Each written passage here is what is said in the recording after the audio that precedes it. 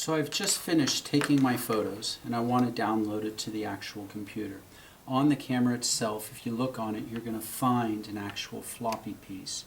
So I pull that floppy piece. I have here, here's the USB cable, and on one side you'll see here's a regular USB port, and then here's an adapter that this plugs into, and this end of the adapter perfectly matches up for these micro ports on the laptop, the Mac.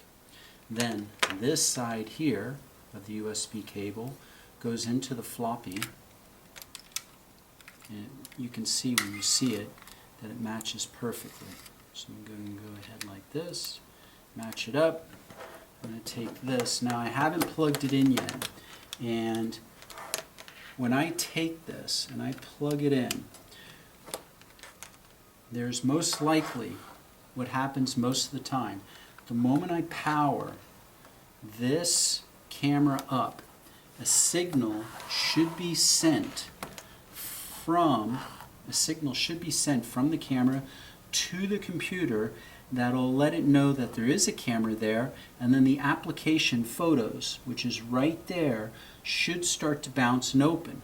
That'll happen half the time. So here goes, and if it doesn't, then all you need to do is go up to Go Applications and open it. So I'm going to turn on the camera, put the camera down. On the back of my camera, I can actually see the views. I'm going to turn this right now. I notice that it didn't open, so I'm going to go ahead now and click on Photos itself.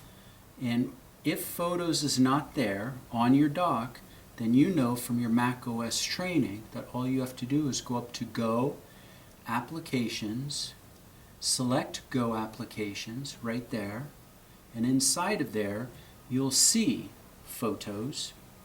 And then once you see Photos, all you need to do is drag and drop it down onto your dock so you don't have to come up to Applications again. And then from that point on, all you have to do is click on that icon. So I'm going to click on it now. Ta-da! And at this point, Photos opens up. So half the time, you'll most likely, most times, you'll see that when you go ahead and you turn on the computer, the Photos automatically open up. If it doesn't, you have to go up to Go Applications and then go ahead and open it.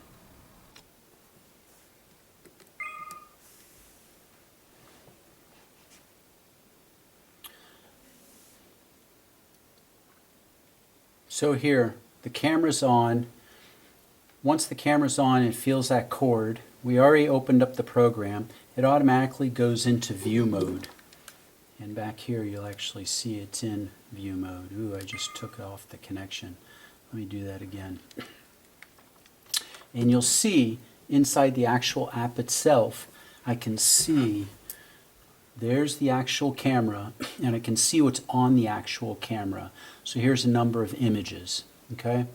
Over here, you can see where it says import all new photos. What if you don't want to import all new photos? You only want to do selected ones. You'll see this grayed out section right here. So if you click on just one image, let's say I click on this RLS sign, that becomes active right there. And then you can bring in, just by clicking, you can bring in the images that you want. Okay? And remember, you know multiple selections, so you can use that shift key, you can use that fishing net method. Or I go ahead, I'm going to click it a second time, I don't want that one, or I don't want that one, I don't want that one. You know what I'd like? I would like import all these photos, but you see here where it says delete items after import? I'm going to select it, because if I know I'm not going to want any of these photos still on my camera, I might as well have the computer clean off and delete all the photos off the camera for me. If not, I have to manually go through and clear them off. If I know that someone else wants to access some of these photos on the camera, one of my fellow students, then I might leave it on there so I can hand it to them and then they can go ahead and download it. So right now, I'm all set to go. I have import all these photos, delete items after import. I'm going to check it, check, and here it goes.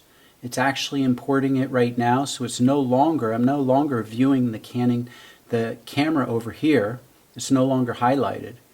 Here, I'm looking into actual imports, and here's my photos as they've been imported. I'm going to click on the actual Canon, this camera right here, because I want to see if they're still on the camera, because I asked them to delete it. So I go ahead and I click, and look, it's blank. It did clean off the camera, and now I don't have to do that. And I can now go into either what I most recently imported and see it come in, and or photos, and see all the photos that are appearing. I'm going to go ahead and have you go on to the next lesson, because it'll explain how to set up albums, how to organize all of this, how to retrieve different photos.